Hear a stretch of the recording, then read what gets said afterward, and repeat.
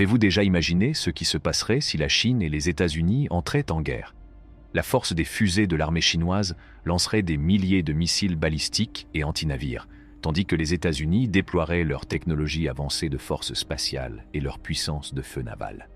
Dans cette vidéo, vous découvrirez exactement ce qui peut et ne peut pas se produire. Heure 1.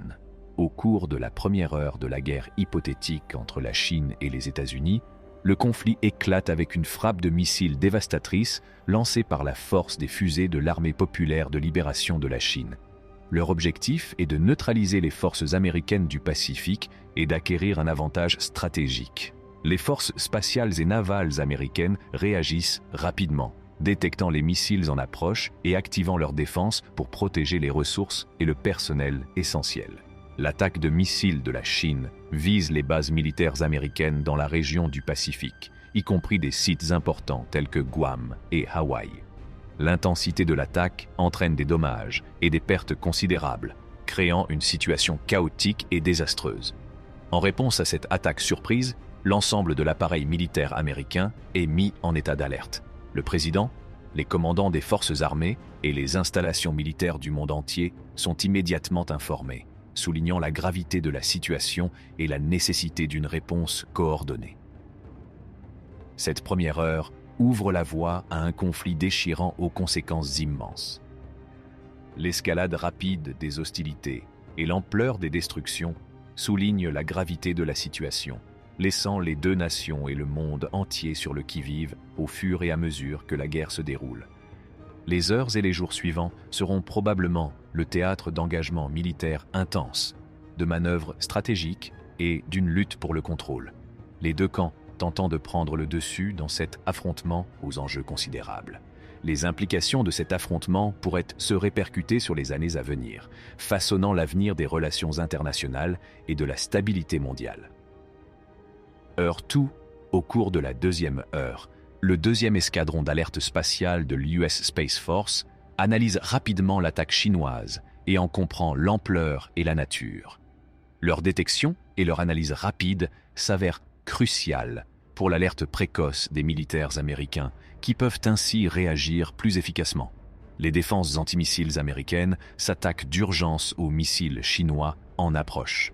Si certains missiles sont interceptés avec succès, d'autres parviennent à contourner les défenses, causant destruction et dégâts sur les bases américaines ciblées dans le Pacifique. Le barrage de missiles endommage gravement les installations et les équipements militaires, ce qui compromet la capacité à organiser une contre-offensive rapide. Tragiquement, l'attaque provoque également des dommages collatéraux, touchant des cibles civiles dans les pays voisins comme le Japon, la Corée du Sud et les Philippines. Des civils innocents subissent le poids du conflit, ce qui aggrave encore les tensions et l'instabilité régionale. La gravité de la situation incite les forces nucléaires américaines à se mettre en état d'alerte. La possibilité d'une riposte nucléaire de la part de la Chine se profile à l'horizon, renforçant les craintes d'une escalade catastrophique. Le risque de guerre nucléaire devient une sinistre réalité et les décisions stratégiques sont prises avec une extrême prudence pour éviter de déclencher un conflit nucléaire total. Au milieu du chaos, les canaux de communication entre la Chine et les États-Unis sont tendus. Les deux parties sont désormais conscientes des graves conséquences de leurs actions et des efforts diplomatiques sont entrepris pour désamorcer la situation, même si les tensions restent vives. La communauté internationale suit de près la situation, craignant que toute erreur de calcul ne fasse basculer la balance dans une crise mondiale de grande ampleur. Les principaux dirigeants du monde entament des dialogues urgents, appelant à la retenue et exhortant les deux pays à rechercher des solutions pacifiques à leurs différends. En coulisses, les services de renseignement de différents pays travaillent sans relâche pour recueillir des informations sur les événements en cours. Les tactiques de cyberguerre entrent en jeu lorsque la Chine et les États-Unis tentent de perturber leurs réseaux militaires et leurs systèmes de communication respectifs. Afin de contrôler la situation et d'éviter toute nouvelle escalade, les Nations Unies convoquent une session d'urgence du Conseil de sécurité. Tous les États membres expriment leurs préoccupations et soutiennent les initiatives visant à trouver une solution pacifique. Alors que la deuxième heure s'achève, le monde observe avec inquiétude le sort des relations internationales.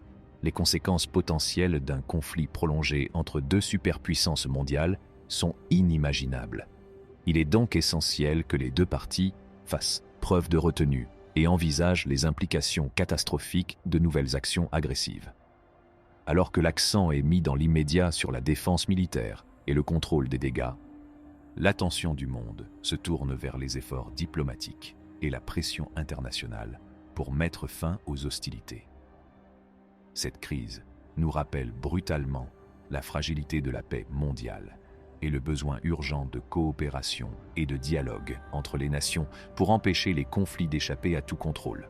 L'issue de ce moment critique façonnera le cours de l'histoire et l'avenir des relations internationales pour les générations à venir. Heure 3.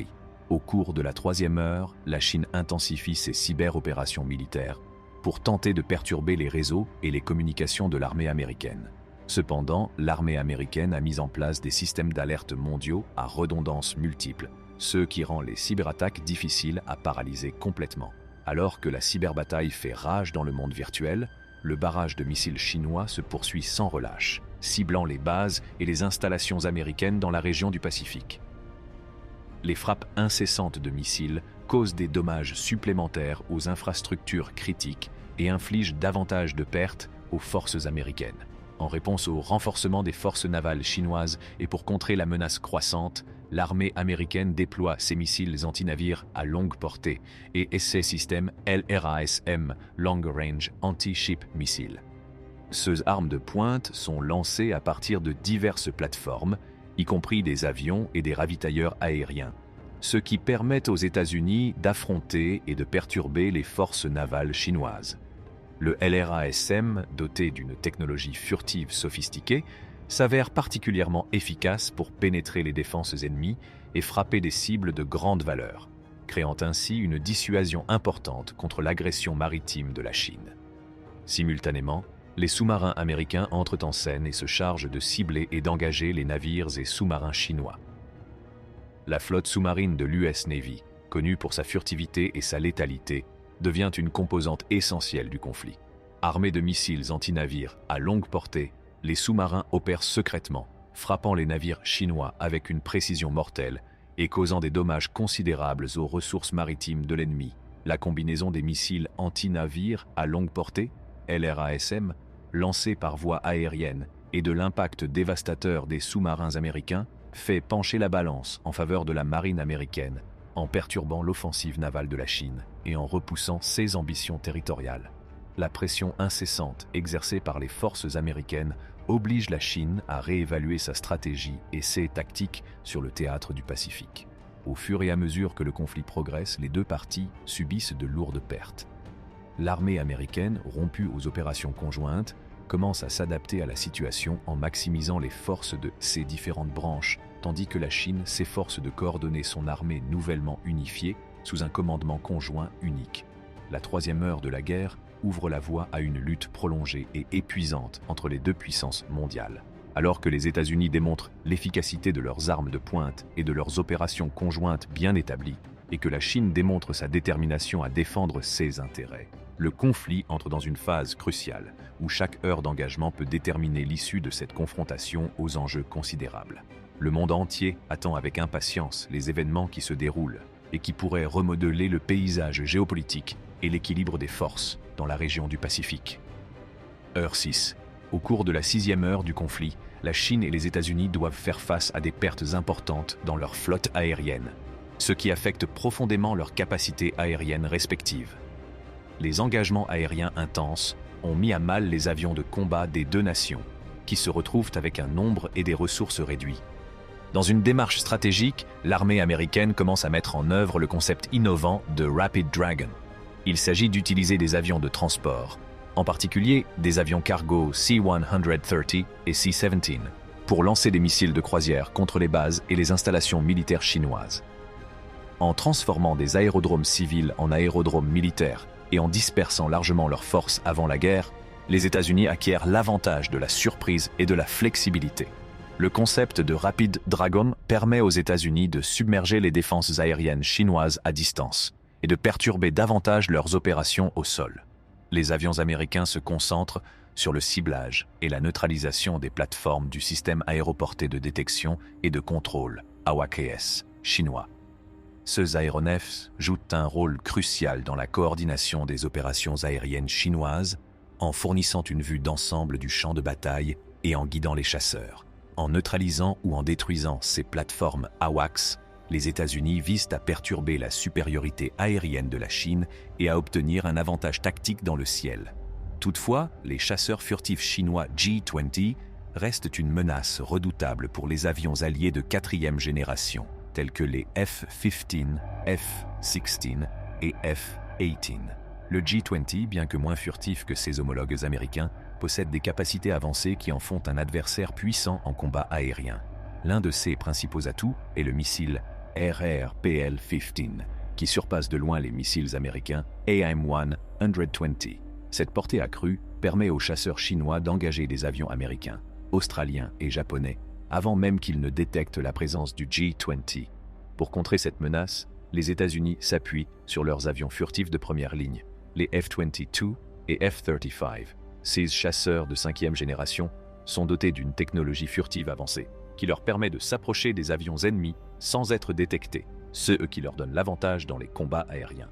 En exploitant leurs capacités furtives supérieures, les F-22 et les F-35 peuvent tirer sur le J-20 avant même que les chasseurs chinois ne se rendent compte qu'ils sont pris pour cible, ce qui augmente considérablement les chances de réussite de l'engagement. Dans cette guerre aérienne complexe et en constante évolution, les deux parties continuent d'adapter leur stratégie et leur tactique.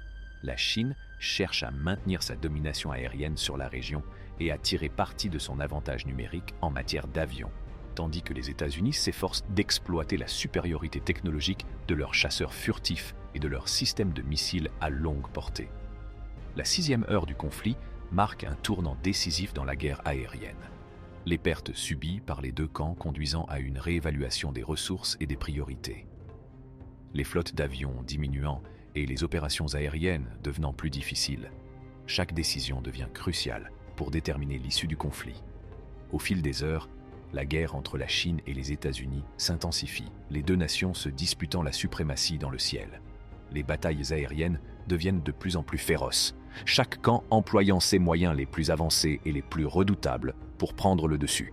Parallèlement, la guerre terrestre fait rage, la tentative d'invasion de Taïwan par la Chine se heurtant à une résistance farouche de la part des militaires et de la population civile taïwanaise. Le terrain de l'île, ses défenses fortifiées et sa détermination à résister à l'invasion posent des défis de taille aux militaires chinois. L'issue de la guerre reste incertaine, alors que le conflit entre dans sa 6e heure et au-delà.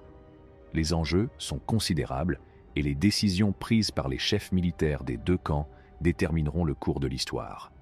Le monde entier attend avec impatience, espérant une résolution pacifique, mais se préparant au pire alors que l'affrontement entre ces deux puissances mondiales se poursuit sans relâche. Heure 12. Alors que la guerre entre dans sa 12e heure, l'invasion de Taïwan par la Chine bat son plein. Les troupes chinoises se heurtent à la résistance acharnée des forces taïwanaises, qui sont déterminées à défendre leur patrie à tout prix.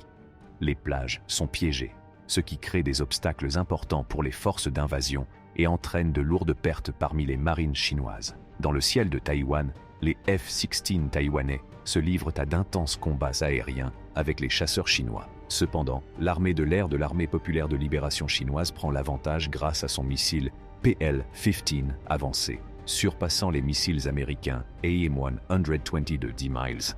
Le PL-15 s'avère être une menace redoutable pour les avions taïwanais et alliés.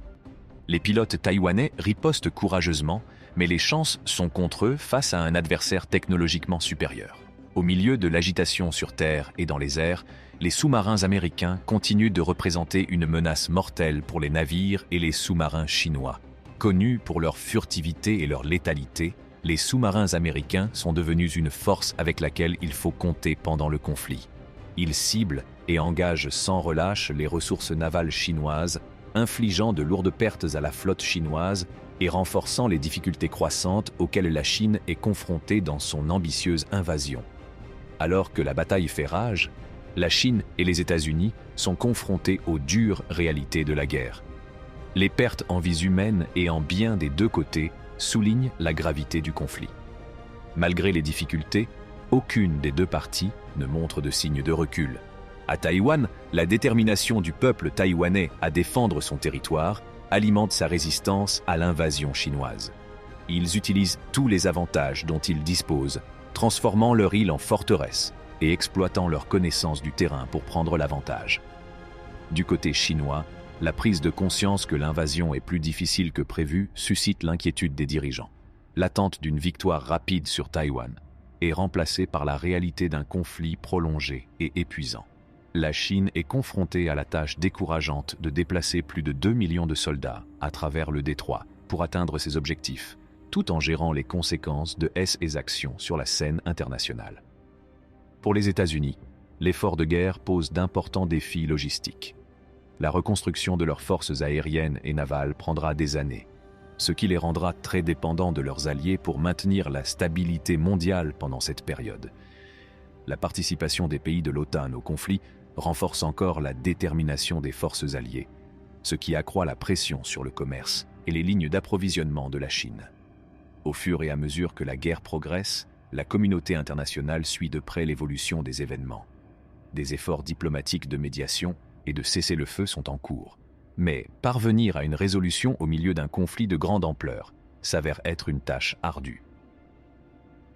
La 12e heure marque un tournant décisif dans la guerre, la Chine et les États-Unis étant aux prises avec les complexités changeantes du conflit. La bataille pour Taïwan s'intensifie et les enjeux deviennent de plus en plus importants à chaque instant. La résistance et les capacités des deux parties seront mises à l'épreuve alors qu'elles relèveront les défis qui les attendent dans leur quête de la victoire. L'issue de ce conflit façonnera sans aucun doute l'avenir de la région et aura des répercussions considérables sur la scène internationale. Heure 24. Alors que la guerre entre dans sa 24e heure, la situation sur le terrain devient de plus en plus complexe et tendue. Les forces américaines et alliées ont réussi à résister au premier barrage de missiles chinois et mettent en place une défense plus robuste en réponse à l'invasion de Taïwan. L'armée de l'air chinoise, bien que redoutable en nombre, est confrontée à d'importants défis. La pénurie d'avions et le manque d'expérience de ses pilotes entravent leurs opérations, rendant difficile le maintien de la supériorité aérienne. Le manque d'expérience au combat dans des scénarios d'entraînement réalistes est évident, ce qui entraîne des difficultés dans la coordination de l'espace aérien au-dessus et autour de Taïwan, avec pour conséquence des incidents de tir amis d'une fréquence inquiétante. Au milieu de la bataille aérienne, les porte-avions américains se joignent à la mêlée, utilisant leurs armes à distance de sécurité et leur technologie furtive pour cibler les forces chinoises. Utilisant leur capacité à longue portée, les avions américains lancent des frappes de précision contre les principales ressources ennemies, tentant ainsi de perturber et de désorienter les opérations militaires chinoises. La présence de F-22 et de F-35, grâce à leur capacité furtive, s'avère particulièrement avantageuse pour déjouer les chasseurs chinois et obtenir un avantage tactique. Dans une démarche stratégique, la marine américaine met en place un blocus sur les routes commerciales maritimes essentielles de la Chine.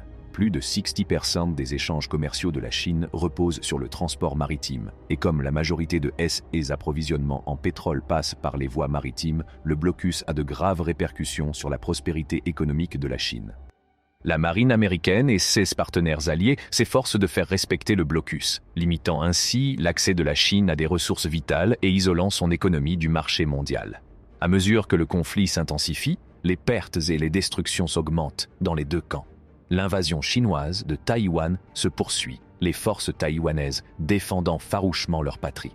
Les troupes chinoises se heurtent à une forte résistance sur les plages, à des pièges et à des défenseurs déterminés.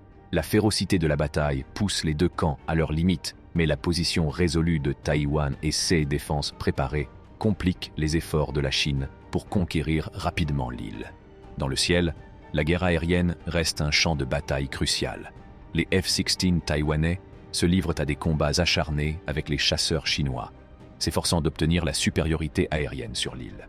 Cependant, le missile PL-15 de la Chine, doté d'une grande portée et de capacités avancées, donne l'avantage à ses forces aériennes, rendant difficile le contrôle de l'espace aérien par les avions taïwanais. La flotte sous-marine américaine reste une menace redoutable pour les ressources navales chinoises. Opérant avec furtivité et précision, les sous-marins américains ciblent et engagent les navires et sous-marins chinois, infligeant des dommages significatifs aux capacités maritimes de la Chine. Leur efficacité dans la guerre navale joue un rôle essentiel dans le maintien à distance des forces navales chinoises et dans la protection des intérêts américains et alliés dans la région. Au fur et à mesure que la guerre progresse, les enjeux sont élevés et la situation reste fluide et imprévisible. Les deux parties sont aux prises avec les conséquences de leurs actions et doivent faire face à de lourdes pertes en personnel et en matériel. Les ramifications du conflit s'étendent au-delà du champ de bataille, avec des tensions géopolitiques et des implications économiques qui entrent en jeu. Semaine 2. Au cours de la deuxième semaine de guerre, la guerre aérienne continue d'être un champ de bataille crucial, largement en faveur des Alliés. Cependant, la Chine représente toujours une menace importante avec SE chasseurs furtifs J-20 et SE missiles mortels PL-15. Les J-20 représentent un défi pour les avions alliés de quatrième génération, tels que les F-15, F-16 et F-18, CE qui rend les engagements aériens très disputés. Pour prendre l'avantage, les États-Unis emploient une stratégie innovante connue sous le nom de Rapid Dragon.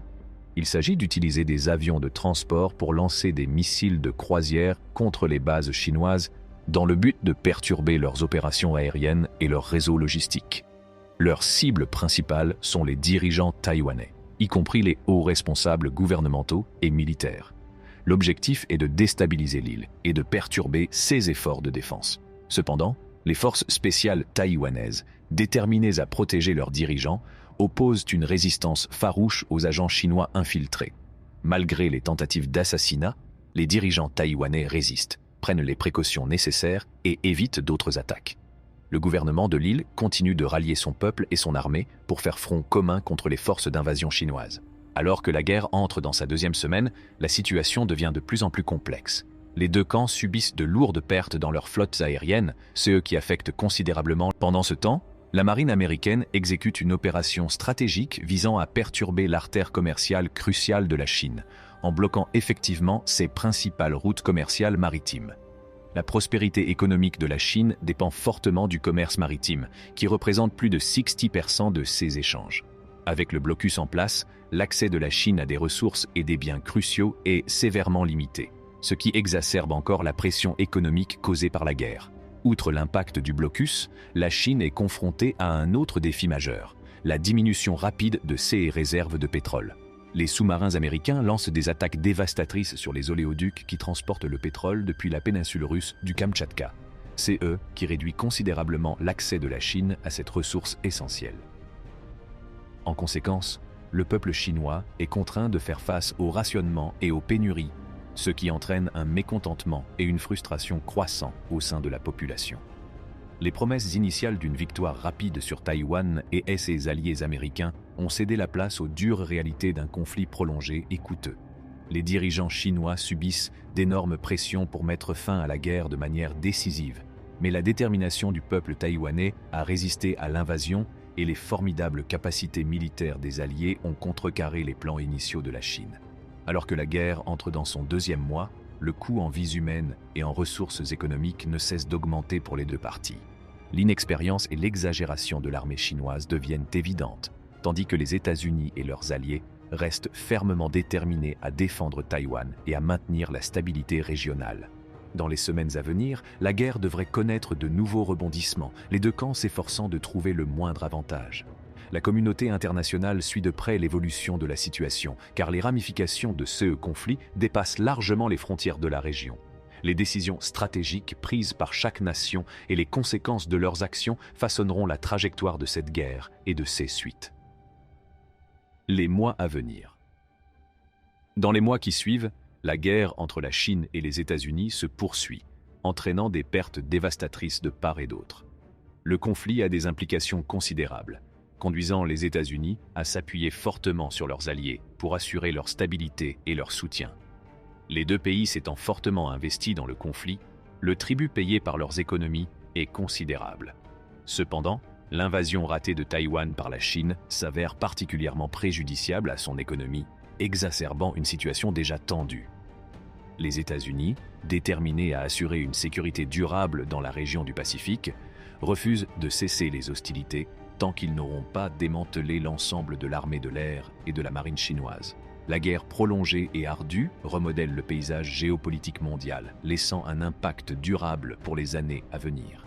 Alors que la guerre se poursuit, l'armée américaine est confrontée à la tâche formidable de reconstruire ses forces aériennes et navales.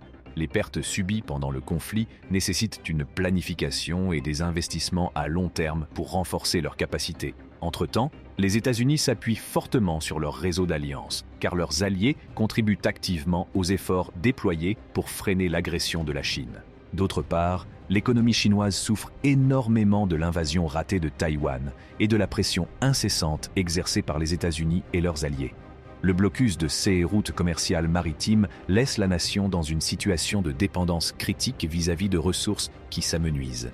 Le rationnement et les difficultés économiques entraînent un mécontentement croissant au sein de la population chinoise et remettent en cause la stabilité et la légitimité du gouvernement. L'impact de la guerre se répercute bien au-delà de la région, car l'Alliance mondiale contre l'agression de la Chine devient une force puissante. Des pays du monde entier s'unissent contre les actions expansionnistes de la Chine. C'est eux qui entraînent des changements sans précédent dans les relations internationales. Les liens diplomatiques sont recalibrés et de nouvelles alliances se forment, redéfinissant l'équilibre des forces sur la scène mondiale. Les mois à venir seront marqués par des défis et des incertitudes permanents. Les effets durables de la guerre sur les économies, les paysages politiques et les relations internationales nécessiteront une navigation prudente et des manœuvres diplomatiques. En fin de compte, le front uni de l'Alliance mondiale contre l'agression chinoise ouvre la voie à une nouvelle ère géopolitique, où les pays resserrent leurs liens et coopèrent pour maintenir la stabilité et la paix dans un ordre mondial en constante évolution. Dites-nous ce que vous en pensez dans la boîte de commentaires et n'oubliez pas d'aimer, de partager et de vous abonner à la chaîne. En attendant, merci de nous regarder.